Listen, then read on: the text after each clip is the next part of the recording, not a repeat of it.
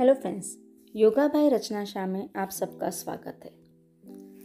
आज से हम चक्रों की सीरीज शुरू करने जा रहे हैं। हमारे शरीर में कितने चक्र है, वो क्या काम करते हैं, वो चक्र कहाँ पे स्थित है, उनका कलर क्या है, उनका बीज मंत्र क्या है, ये सब हम जानेंगे चक्रों के बारे में डिटेल में।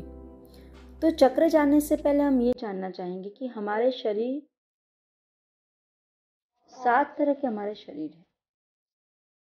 Physical body, ethical body, mental body, emotional body, spiritual body, pastoral body और सेलेस्टियल बॉडी।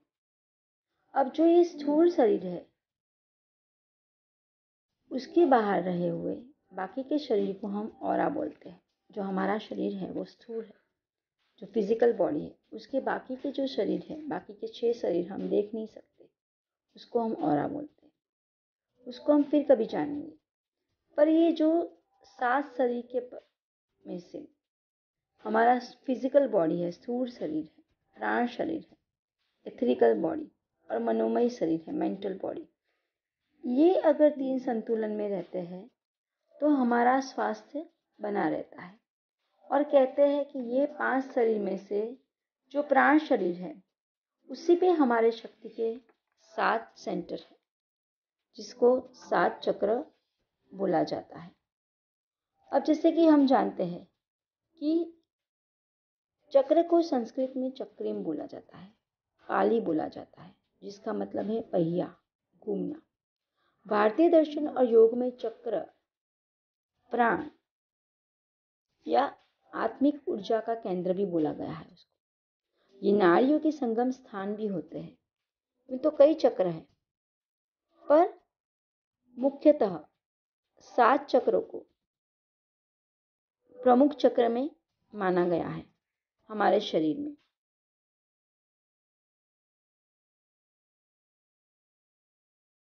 और आयुर्वेद के अनुसार चक्र के जो पहिए हैं, उसका अस्तित्व आकाशीय सतह में मनुष्य का 2 गुना एनर्जी लेवल बढ़ाता है, सूक्ष्म तत्व घूमता है और भंवर ऊर्जा को ग्रहण करने का इससे प्रसार केंद्र बिंदु बन जाता है। विशिष्ट तौर पर चक्रों का चित्रण 2 तरह से किया गया है, या फिर फूलों की तरह या चक्रों की तरह।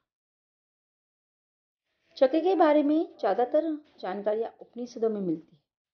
इनका समय बताना काफ़ी कठिन है, पर हजारों साल पहले, शायद 1200 या 900 BCE में इन्हें लिखे जाने से या मौखिक रूप से ये अस्तित्व में थे, ऐसा कह सकते हैं। तो चक्र के बारे में और हम जानेंगे कि चक्र क्या है। चक्र वो हमारे शरीर में इकट्ठी हुई ऊर्जा शक्ति के केंद्र है, जो मेरुदंड के मूल से शुरू होकर मस्तिष्क तक फैले हुए।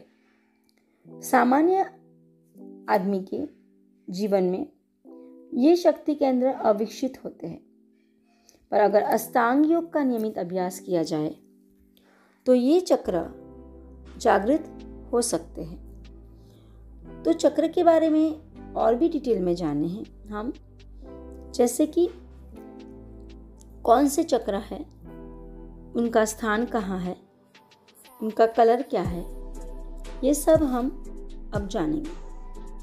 मूलतः जैसे देखा जाए तो आजकल योग स्टूडियो से लेके कायरो प्रैक्टिस करने वाले सभी चक्र पर काम कर रहे हैं। एक फैशन सा बन गया है। हमारे शरीर के 114 चक्र में से जो महत्ता 7 चक्र है, और ये चक्र के नाम है मूलाधार चक्र, स्वादिष्ठान चक्र, मणिपुर चक्र, अनाहत चक्र, विशुद्ध चक्र, आज्ञा चक्र और सहस्त्रार चक्र। अब ये चक्रों नीचे से लेके ऊपर तक आते हैं। हम जैसे बोलते हैं सबसे पहले नीचे से, तो पहले मूलाधार चक्र आता है। और समझ लीजिए इसलिए पहले मूलाधार चक्र आता है कि अगर किसी भी इमारत की नींव अगर पक्की होती है तो वो इमारत बहुत मजबूत और टिकाऊ होती है। पूरी इमारत का निर्भर करता है उसकी नींव पर, छत पर नहीं। इसलिए हम पहले नीचे नींव से शुरुआत करेंगे, ना कि ऊपर छत से। जैसे कि पहला चक्र है मूलाधार चक्र, जो नींव माना गया है चक्रों का। अगर मूलाधार चक्र को देखें तो उसका रीजन है, उसकी जगह है पैल्विक रीजन। ये चक्र आपके गुदामूल से 2 उंगली ऊपर और आपकी जननेंद्रिय से, आपके गोनाड्स से 2 फिंगर नीचे है। मतलब आपके एनस से 2 फिंगर आप और आपकी वजाइना से या आपके पेनिस से 2 उंगली नीचे, और उसके लेफ्ट से ईडा नाड़ी, चंद्र नाड़ी, भगीरथी नदी निकलती है, और राइट से पिंगला नाड़ी, सूर्य नाड़ी और यमुना निकलती है, और बीच में से सुषुम्ना मतलब सरस्वती नदी का वास है। इसलिए इसको त्रिवेणी का संगम भी बोला गया है। मूलाधार चक्र मूल शक्ति है। मूलाधार चक्र में इतनी शक्ति है कि उसमें से कुंडलिनी जागृत होती है, इसलिए इसे मूलाधार चक्र बोला गया है। मूलाधार चक्र जागृत होते ही शरीर के सारे रोग नाश हो जाते हैं और मनुष्य की आध्यात्मिकता की ओर बढ़ने की शक्ति भी बढ़ जाती है। मूलाधार चक्र अगर एक्टिव होता है तो साधक की ओजस्विता भी बढ़ती है, उसके कौशल्य का भी विकास होता है। वो कोई भी कार्य बड़ी सफलता के साथ कर सकने के लिए वो सक्षम हो जाता है। मूलाधार चक्र का अगर हम डिटेल में देखें तो वो मानव सूक्ष्म शरीर की पहली मौलिक चक्र है। इसका रंग लाल है। इसके साथ पृथ्वी तत्व जुड़ा हुआ है। यह चक्र के अनुसार आपका डर के बिना इस धरती पे रहने का अधिकार है। अब क्या इस दुनिया में आप खुद को सुरक्षित महसूस कर रहे हैं? यदि नहीं तो यह चक्र आपका ब्लॉक है, इम्बैलेंस है। आपको इस चक्र की वजह से कुछ तकलीफ हो रही है, ये चीज़ आपको तंग कर रही है, इसे पहचानें और इसे ठीक करें। तो मूलाधार चक्र के लिए कमल की पखड़ियों का चक्र का एक, मैंने पहले भी बोला कि चक्र को कमल की पखड़ी और चक्र के हिसाब से माना गया है।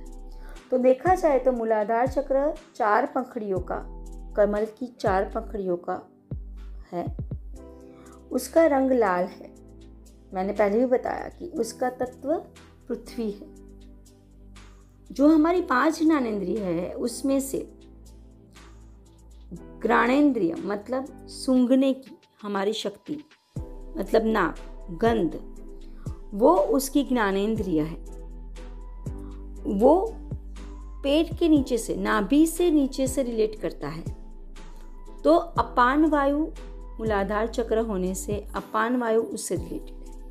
मतलब अगर आपको अपने गोनाड्स से लेके अपने रिप्रोडक्टिव सिस्टम से भी ज़्यादा आपकी उत्सर्जन क्रिया मतलब एक्सक्रीटरी सिस्टम्स, यूरिन या स्टूल या पैर के निचले हिस्सों में जहाँ वायु आपका इम्बैलेंस होता है, अपान वायु, तो वात प्रकृति आपकी अगर बिगड़ती है तो आपका ये मूलाधार चक्र इम्बैलेंस हो सकता है। मतलब मूलाधार चक्र अपान वायु से रिलेटेड है, गोनाड से रिलेटेड है। उसका अवयव जो है वो है गुदाद्वार मतलब एनस, अंडकोश और शुक्रकोश मतलब आपकी ओवरीज। उसका बीज मंत्र है लम। क्या है उसका बीज मंत्र? लम। और उसका अक्षर है बुहु। और वो जागृत कैसे किया जाता है? अगर त्राटक लगाया जाए, त्रिबंध लगाया जाए। त्रिबंध मतलब जालंधर बंध, उड़ियान बंध और मूल बंध तीनों साथ में। बंध क्या है वो भी हम अभी जानेंगे नेक्स्ट किसी वीडियोज़ में, ठीक है। तो उसको जागरूक करने के लिए त्रिबंध मतलब जालंधर बंद कीजिए, उड़ियान बंद कीजिए और मूल बंद कीजिए, तो वो लगाया जाए, या फिर त्राटक किया जाए, या फिर जो इसका बीज मंत्र है लम उसको दोहराया जाए। तो आंखें बंद करके आंखों के समक्ष एक कमल का फूल देखा जाए। सोचे कि वो कमल का फूल लाल कलर का है, वो 4 पंखड़ी वाला है, वो आपके गुदाद्वार मतलब एनस और आपकी वजाइना के बीच में, आपके पेनिस के बीच में, आपके गोनाड्स पे है, वो 2 उंगली, वहां पे ध्यान को केंद्रित करिए और बोलिए लम लम लम लम। तो इस तरह से आप अपने मूलाधार चक्र को एक्टिव कर सकते हैं। मैंने अपने कपालभाति की वीडियो में भी बताया था, जिसने अगर देखा हो तो मेरे YouTube पे वीडियोस है, तो कपालभाति की वीडियो में भी मैंने बताया था कि कपालभाति करने से जैसे कोई दरवाजे पे टकोरा मारता है टक टक करके और आपका दरवाज़ा खुलता है, वैसे ही कपालभाति मूलाधार चक्र पे नॉक नॉक करता है। तो अगर सही तरीके से कपालभाति किया जाए, कौन सी प्रकृति वाले को कैसे कपालभाति करना चाहिए, वो मैंने अपने वो YouTube के वीडियो में बताया है, आप उसको भी देख सकते हैं, फॉलो कर सकते हैं। तो वो कपालभाति अगर सही तरह से किया जाए तो भी आपका मूलाधार चक्र एक्टिव हो सकता है। अगर मूलाधार चक्र एक्टिव होता है तो शक्ति का स्रोत वहीं से शुरू होता है, आपका अपान वायु सम होता है और आपको वात के रिलेटेड जो 80 रोग है उनमें से कई रोगों से आपको छुटकारा मिल सकता है। और मूलाधार चक्र आपके काम, वासना और भूख पे विजय दिलाता है। ज़्यादातर लोग इसी में जीते हैं और इसी में मर जाते हैं। तो अगर अपने आप को इन सब से ऊपर उठाना है तो अपने मूलाधार चक्र को एक्टिव करना बहुत ज़्यादा ज़रूरी है, क्योंकि ज़्यादातर इंसान काम, क्रोध, मोह, माया और भूख और प्यास, यही सब चीज़ों में, भौतिक चीज़ों में रह जाता है। तो मूलाधार चक्र उसका इम्बैलेंस होता है, वो ऊपर उठ ही नहीं सकता, वहाँ से आगे वो जा ही नहीं सकता। तो चलो शुरुआत करते हैं हम हमारे शरीर के चक्रों को बैलेंस करने का, उत्तेजित एक्टिव बनाने का, और हमारा मन जो सिर्फ भौतिक क्रियाओं में लगा हुआ है उसको वहाँ से थोड़ा ऊपर उठाने। क्योंकि मूलाधार चक्र जिसका इम्बैलेंस होता है वो इंसान काफ़ी गुस्सेला होता है, ईर्ष्याळु होता है, वो सदा काम की भाषा में ही राज रहा होता है। और मन में आध्यात्मिक ज्ञान बढ़ाने के लिए, एक समता लाने के लिए मूलाधार चक्र को एक्टिव करना बहुत ज़्यादा जरूरी। तो आज के लिए इतना। कल मिलेंगे दूसरे चक्र के साथ और करेंगे दूसरे चक्र की बात।